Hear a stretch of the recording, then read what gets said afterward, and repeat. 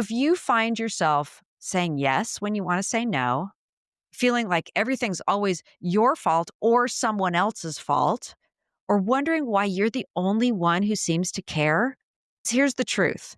In every role of the drama triangle, you are giving your power away. Welcome. You're listening to This Leader, the podcast. If you lead people and are seeking the transformational, high-impact secrets that will lead to greater joy and fulfillment in your work, will optimize your team performance, and will help you create a happy, highly productive workplace, then you are this leader and you're in the right place. I'm your host, Claire Laughlin, and each week my guests and I will explore the mindsets, techniques, and actionable strategies that will help you build the career, team, and organization of your dreams. Because I believe no one should have to suffer in a dysfunctional workplace. Let's get started. Hi there. Welcome to This Leader. I want you to picture this. It's 4:30 on a Tuesday afternoon, and you're finally making progress on that strategic project you've been trying to get to for weeks. And just then your manager pops his head in your office and says, "Hey, I know you're swamped, but could you take the lead on organizing the quarterly meeting? It's next week and I just can't get to the details. And you're so good at that." What do you say? "Okay, sure, no problem. I'd be happy to." But here's what's happening in your head. "I don't have time for this. I'm already working way too many hours. When am I supposed to fit this in?" So you stay late. You miss your yoga class again. You take work home again. You skip lunch to make phone calls about venue options and catering menus. And by Thursday, you are feeling quite resentful. Why does everything fall on me, you think? Nobody else seems to care or jump in. Why am I the only one who can get things done? By Friday, you're driving home after another long day and week, and you're furious. This is ridiculous. My manager has no idea how to manage priorities. He just dumps everything on me because he doesn't want to deal with it. And my colleagues, they're useless. Like, why don't they ever step up? It's like I'm doing all the jobs, and I'm so tired of this. Okay, that's the end of the story. So here's the thing. In the span of this story, you just cycled through all three roles of what's called the drama triangle. You went from rescuer to victim to persecutor. And you know what you got for it? Exhaustion, resentment, and absolutely zero change in the situation. Any of this sound familiar? What I just described and what happens in offices and conference rooms and in our own minds, and by the way, in families, as every single day, right? It's called the drama triangle. And it's one powerful way for us to understand how we let ourselves get sucked into patterns of thinking that rob us of our own power and contribute to dysfunctional dynamics in our teams, in our families, in any relationship, really. So if you find yourself saying yes when you want to say no, feeling like everything's always your fault or someone else's fault, or wondering why you're the only one who seems to care, this episode is for you. Today, we're going to talk about how to recognize when you're caught in this special kind of workplace drama and why smart, capable leaders get trapped there, and more importantly, how to escape it and reclaim your power. Because here's the truth. In every role of the drama triangle, you are giving your power away, and that is absolutely exhausting. Here's the thing about the drama triangle. It doesn't look like drama to the people inside it. It doesn't look like drama to any of us when we're in it. In that scenario I just described, right? You didn't think you were being dramatic. You thought you were being helpful at first or responsible at first. And then you thought you were being realistic. And then you thought you were being justifiably frustrated. But here's a different perspective on what was happening. When you said, "Sure, no problem, I'll take on that work," even though you didn't have the time, you were playing what's called the rescuer role, taking on everyone else's work, saying yes to keep the peace, convinced that if you don't do it, it won't get done right, okay? When you started to think, why does everything fall on me? That's the shift to the victim role, feeling powerless, like things are happening to you, and being focused on all the ways you're being taken advantage of. And when you're driving home and you're thinking about how your manager, puts everything on you and your colleagues are useless, that's what's called the persecutor role, blaming others, making other people wrong, deciding other people are the source of your problems. The drama triangle has these three positions: the rescuer role, the victim, and the persecutor. Think about these as the 3 points on a triangle, okay? And here's what's crazy. We rotate through these roles constantly, sometimes in the same conversation, moment to moment, and it starts in our own heads. Let me give you some of the warning signs that you might be slipping into each of these. You're in rescuer mode when, you're saying yes when you want to say no and you're not setting appropriate boundaries. Or when you think, hey, if I don't do it, it won't get done right. That's when you're rescuing. You're playing the hero. When you're working harder than the people you're helping, or you're taking on all the responsibility, okay, that's rescuer. You feel frustrated when people don't appreciate your help. You're solving problems people didn't ask you to solve. And you're meddling in other people's issues, or you're getting sucked into, quote, helping others by listening extensively to their drama. Those are all signs that you might be jumping into rescuer role. Let's talk about victim. You're in victim mode when you're saying things to yourself like, I don't have time, or they never listen to me, or it's not fair. When you feel powerless to change your situation and you're focused on everything that's wrong rather than on what you can control. When you're explaining why something can't be done instead of looking for how it could be done, those are all signs that you might be in victim mode. And let's talk about persecutor. You're in the persecutor mode when you're blaming others for problems. Like you're thinking to yourself, God, if only they would do this. Or you're thinking, these people just don't get it, right? You're kind of taking that judgmental stance. Or you're critical. You're frustrated with everyone else's performance. You're making others wrong and making yourself right. You're over focused on other people's actions and why they are, or how they are, less smart or capable or responsible than you. And you're looking for who's to blame instead of what needs to happen, right? That's persecutor.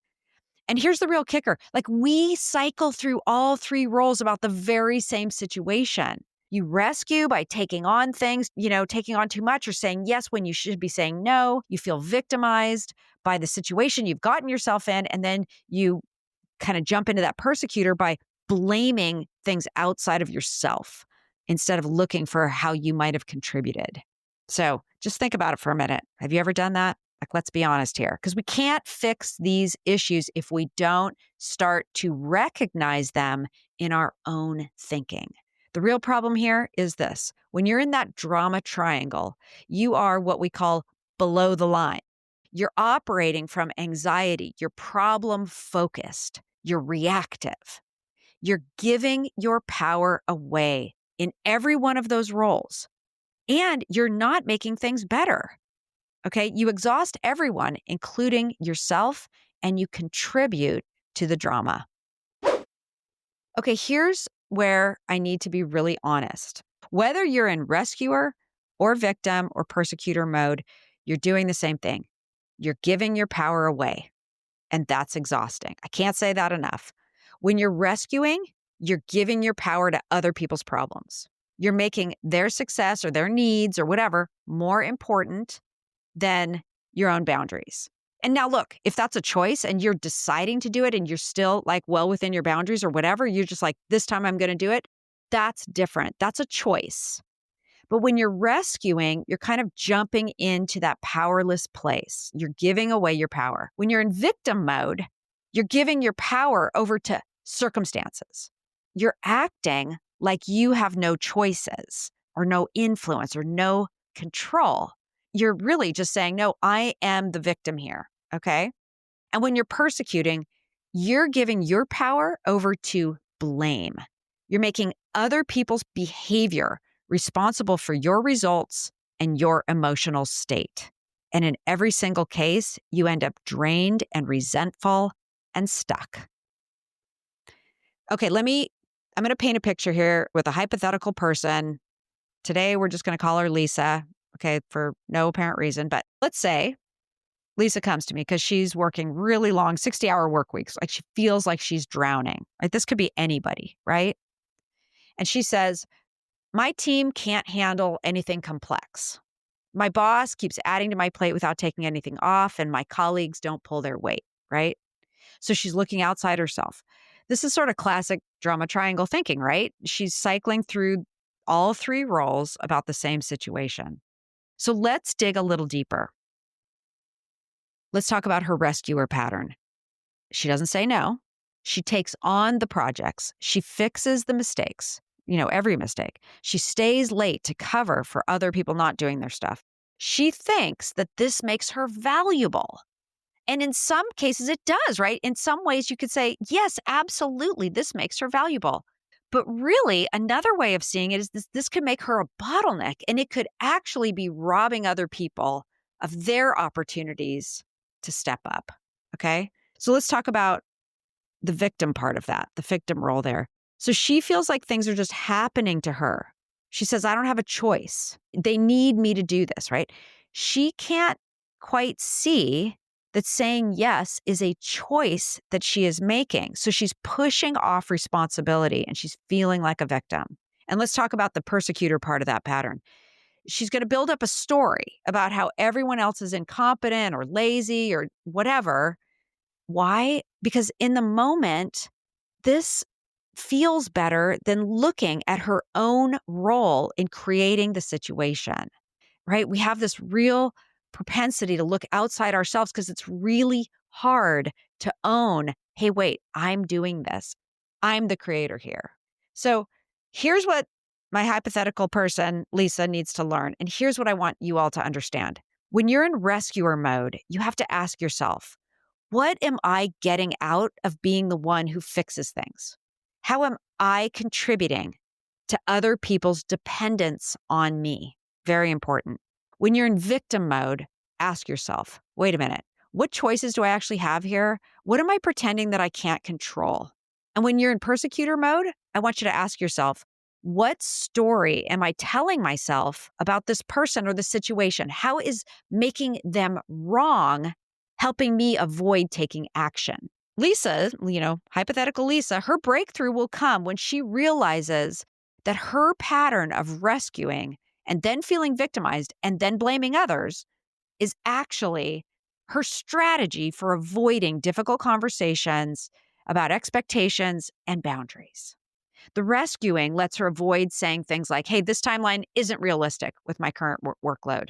Her victim stance lets her avoid saying things like, I need help prioritizing these competing demands. And the persecutor role helps her avoid saying things like, here's what I need from you to be successful. This isn't about blame. This is about power. Because when you learn to recognize these patterns in your thinking and you own your part in the triangle, you reclaim your choices and your ability to change.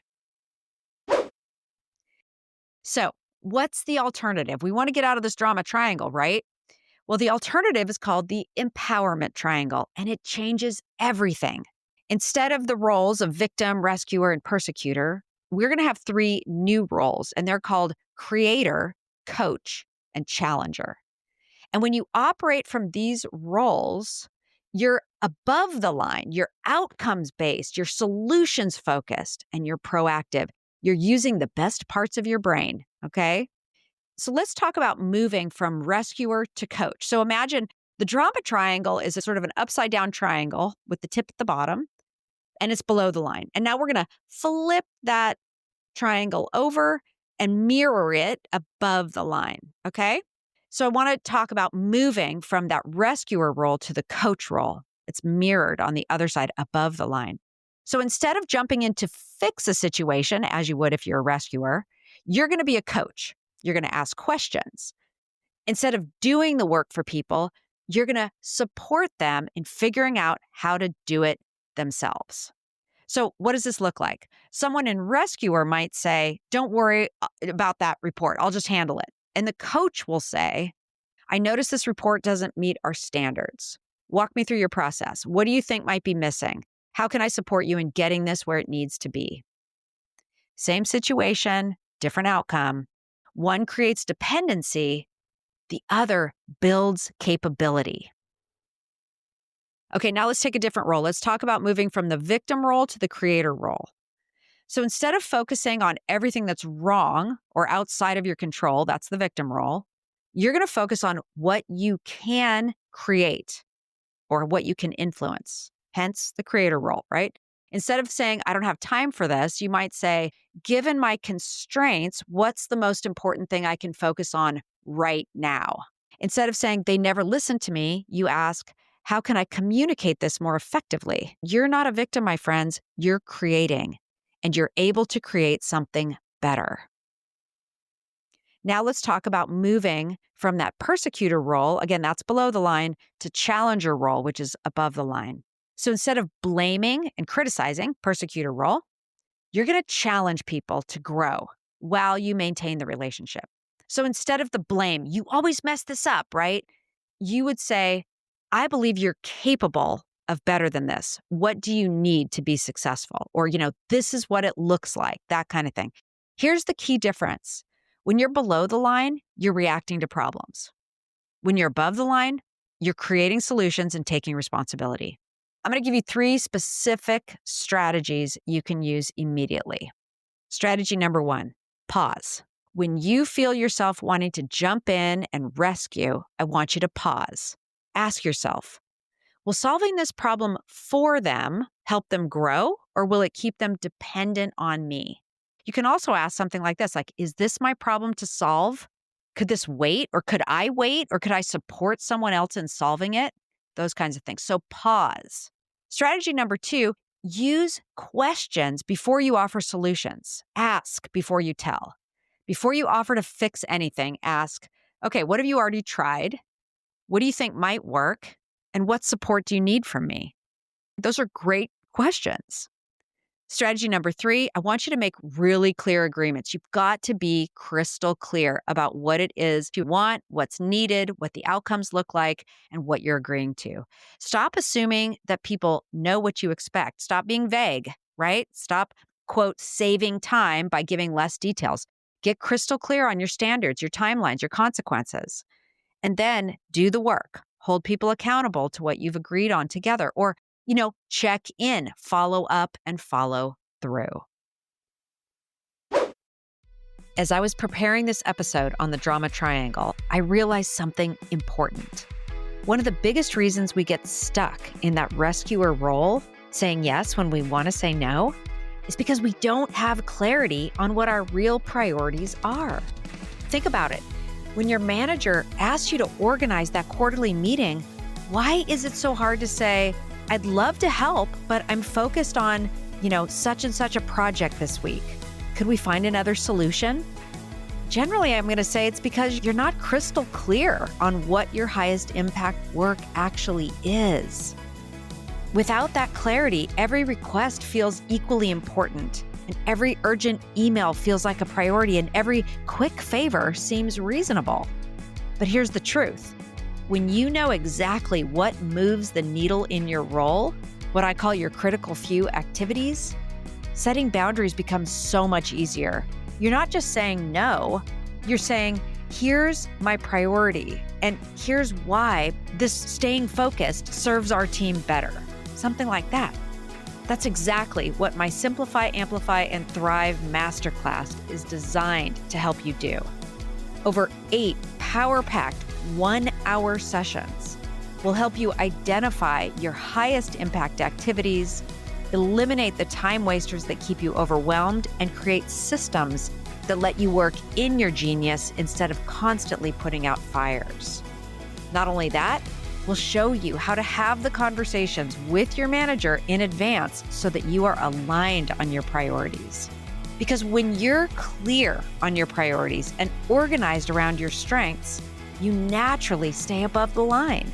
You move from rescuer to coach, from victim to creator, and from persecutor to challenger with ease. The next cohort for my Thrive class starts very soon, and I'd love to have you join us. Head over to clairelaughlin.com/thrive and join the wait list for Simplify, Amplify, and Thrive. You'll be the first to know when registration opens, and you'll automatically get a free resource that'll help you start identifying your highest priority activities right away. Because the antidote to drama isn't just better thinking, it's better systems. And that's exactly what we'll build together. Now, here's where this gets really powerful. You can introduce this framework to your team without creating defensiveness or more drama. I recommend what I call an above the line conversation. So here's how you do it. Start with yourself. Say something like, I've been thinking about how we handle challenges as a team, and I realize I sometimes jump in to solve problems instead of even giving you a chance to develop your own solutions. And I want to change that because I really believe in your capabilities. And then introduce the concept. Like, I learned about this framework called the empowerment triangle, and I think it could help all of us be more effective. Can I share it with you?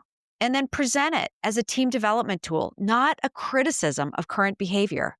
Because here's a hint. Don't say, I think we have a lot of drama around here, because that minimizes everyone's experience and can create defensiveness that really won't be helpful. Focus on those above the line empowerment roles, the creator, the coach, the challenger, and ask people which role they want to develop. So here's a very practical exercise. Identify some below the line patterns just by saying, like, you can ask, what are some of the ways we get stuck in problem focused thinking? Let people identify the patterns. Don't make them wrong. We all do this. Then practice above the line language. Give them scenarios and practice shifting the language together. So again, turn the language around. Instead of this always happens, turn it around. How could we say that in a solutions focused way, right? Instead of this always happens, it could be, what can we do to fix it? That kind of thing. Finally, create team agreements, right? Together, I want you to decide on how to handle problems. When a problem comes up, what does, a good problem or a good solution focused approach look like? What does good coaching look like? How can we challenge each other in a constructive way? The goal isn't perfection. It's moving toward greater and greater accountability and ownership. The goal is really awareness, first and foremost. Like when someone slips below the line, and we all do all the time, just gently redirect. Like, hey, I notice we're getting stuck in the problem here. What would it look like if we moved above the line on this? And by the way, start with yourself. Notice these patterns in your own thinking first. When you get really good at transforming rescuer to coach and victim to creator and persecutor to challenger, you'll feel better and you'll be able to operate above the line with greater ease. Look, I'm not going to pretend all this is super easy. Changing these patterns takes time, especially when your patterns are very well established. For example, you might feel guilty if you're not jumping in to help or to fix someone's problems, right? If you're letting them struggle. Sometimes that's hard, watching somebody else struggle through something. And your team or whatever, your family members, they might initially resist when you start asking questions instead of giving answers. They're very accustomed to you being the rescuer, okay? So it's going to be a little bit of a shift.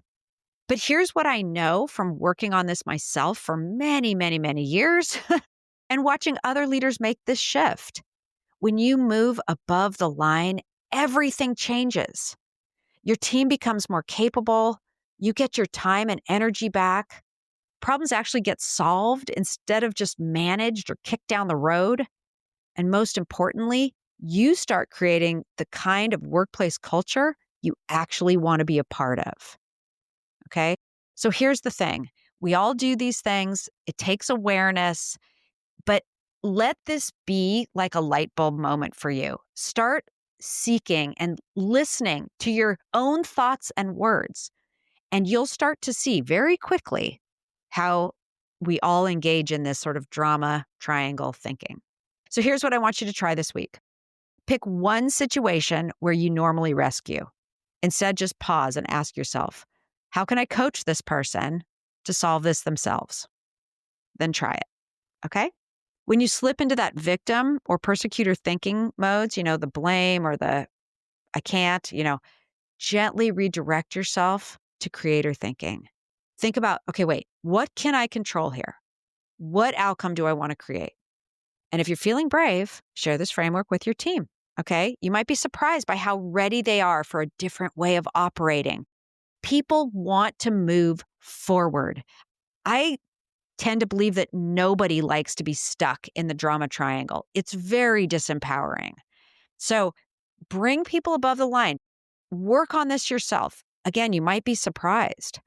And remember, you have more power than you think to change the dynamics around you. You just have to be willing to step into that power and use it constructively. Transforming your thinking, my friends, it will transform your life. So that's it for today. If this resonates with you, I would love to hear about it. Share your experience on Instagram and tag me. I want to hear. I'd love to hear that. And don't forget to reach out. If your team is struggling with drama and you need some help, these are things I teach in the classes that I lead for teams all the time. We'd be happy to help. Thanks for listening. And until next time, stay above the line and go lead the way. I hope you've enjoyed this episode. To learn more about my services and for lots of free resources and additional tools to enrich your journey, visit my website and subscribe to my newsletter at clairelaughlin.com. If you have a question about leadership, teams, or organizational culture you'd like me to address on the podcast, please reach out to me at support@clairelaughlin.com and connect with me on social channels @ClaireLaughlin Consulting. Until next time, lead the way.